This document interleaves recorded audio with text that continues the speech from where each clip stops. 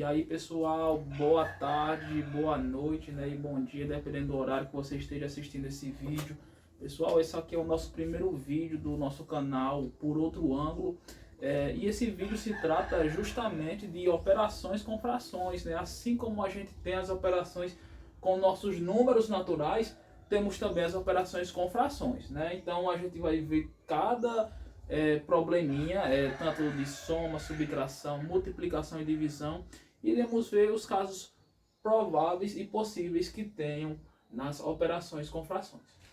O primeiro caso que a gente vai estar trabalhando aqui é o caso da adição, né? Mas antes de tudo é importante a gente saber o que é cada elemento de nossa fração, né? Sempre esse elemento aqui, ó, sempre o número que vai estar na parte de cima é o que a gente chama de numerador. Então, o numerador é sempre todo o valor que vai ficar em cima da sua fração. E quem vai ficar embaixo de sua fração, o número que vai ficar embaixo, vai ser o que a gente chama de denominador. E o denominador pode ser também qualquer número, com exceção do zero. Porque quando é o zero, a gente tem uma indeterminação na matemática, tá bom? Então a gente tem esses probleminhas aqui com adição. E a gente tem o caso em que a adição ela vai ter os dois denominadores iguais, e a gente vai ter o caso em que a adição terá dois denominadores diferentes. Então, quando os denominadores são iguais, é o caso mais simples que a gente tem. A gente repete o denominador, a gente não soma, só repete. Tá bom? Então, da maneira que a gente repete o denominador, porque são iguais, a gente soma os dois valores de cima.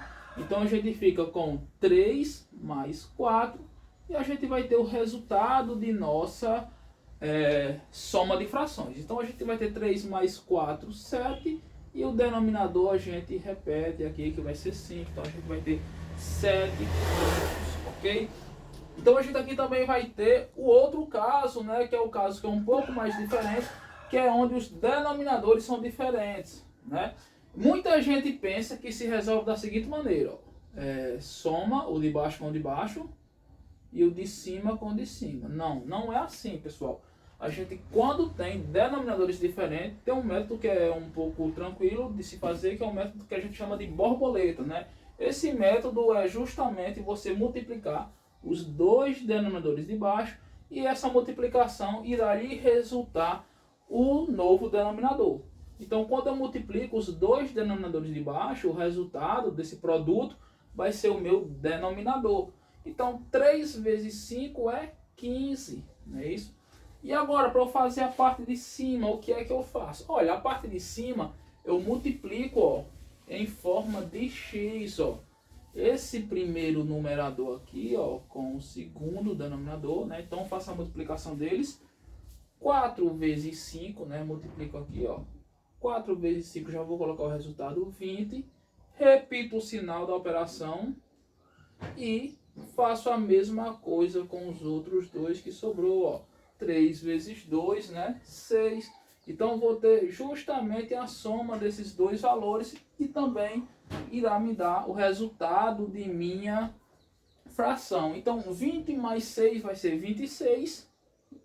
E eu vou ter 26 dividido por 15. 26 sobre 15, né? Então, esse é o resultado de minha soma de frações quando os denominadores são diferentes. Então, ó, revisando, a gente multiplica os dois denominadores diferentes e a gente multiplica em x, né? A gente multiplica esses dois valores aqui para obter o primeiro resultado e os outros dois que sobraram para obter o segundo, e a gente soma como fizemos no primeiro exemplo, né?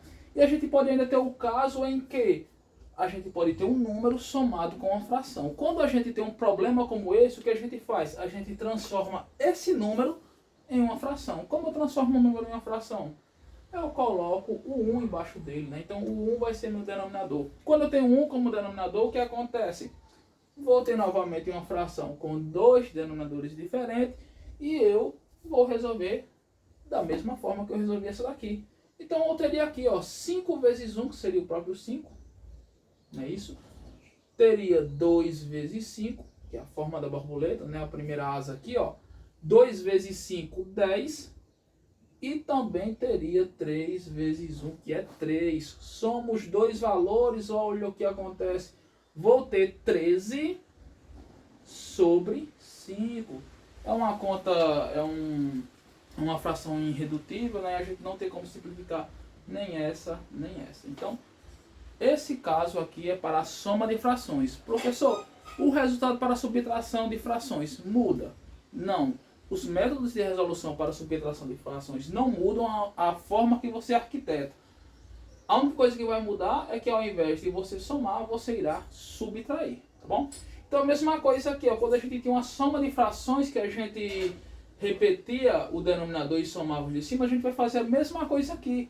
A gente vai repetir o denominador e eu vou subtrair, porque não é mais uma soma, é uma subtração. Então eu vou ter 5 menos 3, é isso?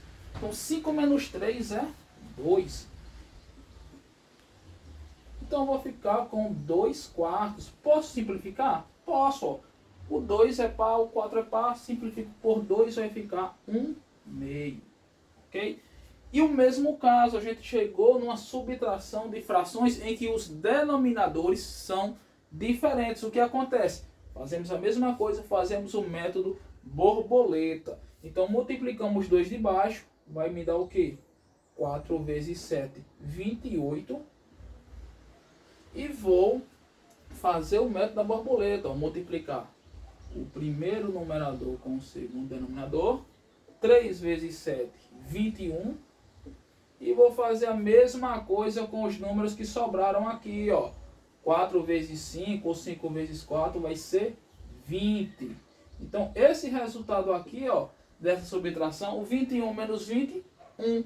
Então eu vou ter 1 sobre 28. Então perceba que a forma de resolver não muda. A única coisa que muda são as operações dos numeradores, mas o método permanece o mesmo. Mesma coisa aqui, tem um número subtraído de uma fração.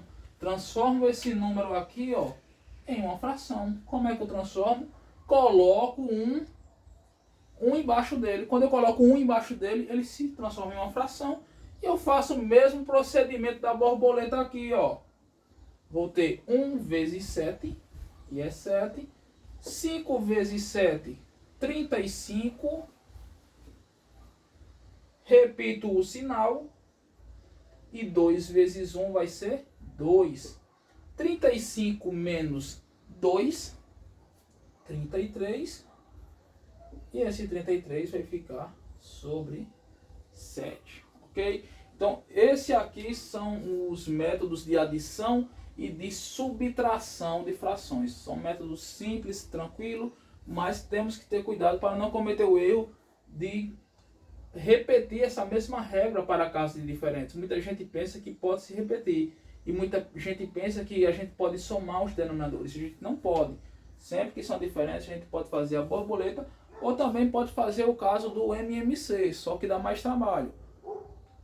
A gente também vai ter a multiplicação de frações. Na multiplicação de frações é um processo muito simples, não tem como errar. Você multiplica numerador com numerador e denominador com denominador. Então o de cima com o de cima, o de baixo com o de baixo, você multiplica os dois e irá obter o novo resultado. Ó. 5 vezes 3 vai ser 15. E eu vou ter 4 vezes 7, que vai ser 28. Ok? Então, já obtive meu resultado aqui. Tem um outro problema. Tem uma multiplicação de um número com uma fração. Faço a mesma coisa. Transformo o número em uma fração. Como eu transformo o número em uma fração? Coloco um embaixo. Então, eu vou ter, ó, 4 vezes 5 e eu vou ter 1 vezes 9, eu sou 9, porque vai ser o próprio 9, a multiplicação aqui. Então, 4 vezes 5 vai ser 20 e 1 vezes 9 vai ser o próprio 9, tá bom? E vamos ter o último caso aqui, o caso final, que é o caso da divisão de frações. A gente vai ter duas frações, obviamente, e elas vão estar divididas. O que a gente faz? A gente repete a primeira fração, e a segunda fração, a gente inverte ela. O que é inverter uma fração?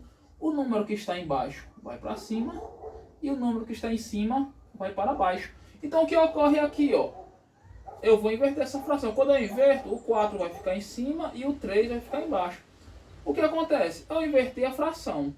Como eu inverti a fração, eu tenho que inverter a operação. Então, o inverso de uma divisão é uma multiplicação.